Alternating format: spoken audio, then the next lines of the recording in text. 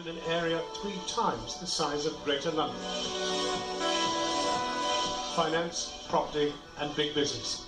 The offshore world is at the very heart of British life.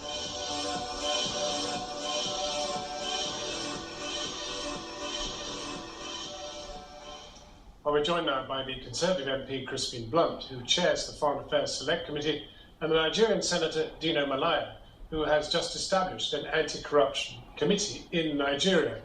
Well, now, yesterday, I have to put it to you, Mr. Cameron talked of fantastically corrupt Nigeria. Is it? I want to start by expressing my disappointment in the statement by David Cameron against the sovereignty of the people of Nigeria. He didn't mean you to hear it. Why I also acknowledge the magnitude and intensity of corruption in Nigeria. I will also say those who stay in glass houses don't trust stone, because the BBC exposed the British government as being responsible for rigging Nigeria's first general election. So I can also authoritatively say that the British government helped to institutionalize corruption in Nigeria. So well, let's pause it there and get a reaction from Crispin Blunt. Crispin Blunt, I mean, the truth is that British hands are not clean either, and it's easy to, as the Senator suggests, throw stones, but they could well come through our own windows. And that's true, and that's what's being exposed by the Prime Minister taking a lead on this issue, or sustaining interest and international attention on this issue, which has been running actually since the Abacha affair. From Nigeria, whereas Nigeria, I think, 20 years ago, was seeking recovery of assets that appeared to be stolen from Nigeria. And a lot of the changes in the UN Security Council resolutions, EU law and everything else come from that time. And the Prime Minister, to his credit, is keeping his foot on the accelerator to actually make sure that this issue does not go away and attention does not slide off it. Yeah, this very new born-again status of David Cameron and the British government will need to be properly operationalized. What I mean is, as I speak to you, the Abacha's loot, part of the Abacha loot 20 years, is still within the territory of the United Kingdom. Physically in Britain or in one of our dependencies? Part of it in Britain.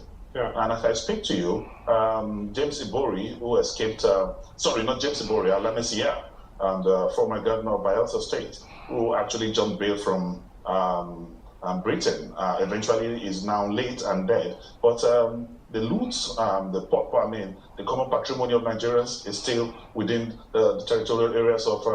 So corruption is a two-way thing. Why would any country encourage the looting of a third world nation and then encourage the warehousing such loot in your own economy and your country? That is a good question. I mean, it's plainly the fact is we are sort of sorting a lot of this money into but it's plainly not policy to do this, because it's catastrophic. It's catastrophic for the development to the nations of the developing world, because it in many cases actually prevents their successful development. But let me put this to you, because Mr. Cameron is being tough on corruption verbally, but are we doing anything about our dependencies, refusing to publish who owns what, who is actually behind? Look at the 450,000 companies in the British Virgin Islands. And if he wanted to, he could take control of the British Virgin Islands, change the law, and we'd have it. Yes, he could, but the position is actually starting to change in those territories and dependencies. The list of beneficial owners is going to be required to be available to the investigatory and prosecuting a number of islands have said they're not going to do it. Police authorities. Well, look at the climate that's now being created because the Prime Minister is having this conference, because the Prime Minister is putting a spotlight on this issue. It's going to be very difficult for those islands to continue to resist transparency in this area, and that's quite right and proper. It's going to take a long time. It's 2 decades down the track with basically, I'm actually very tired of rhetorics and stories and good English and the drive by the new vigor with which Cameron is talking about corruption. But then that takes us to the heart of this summit.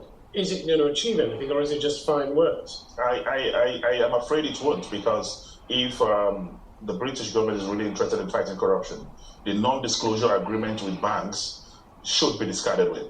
You cannot encourage individuals to steal money from their various countries, deposit in your country, and they sign non-disclosure agreement with banks. Well, that's once these looters are not exposed by United Kingdom, the United States, and other Western nations, then the whole campaign against corruption is pretty strong. Why not? Let's force disclosure. I don't know the details there, so I'm not in a position to comment on it. But the fact that the Prime Minister is having this summit means that we've got to face up to the challenges that have been then put to the United Kingdom.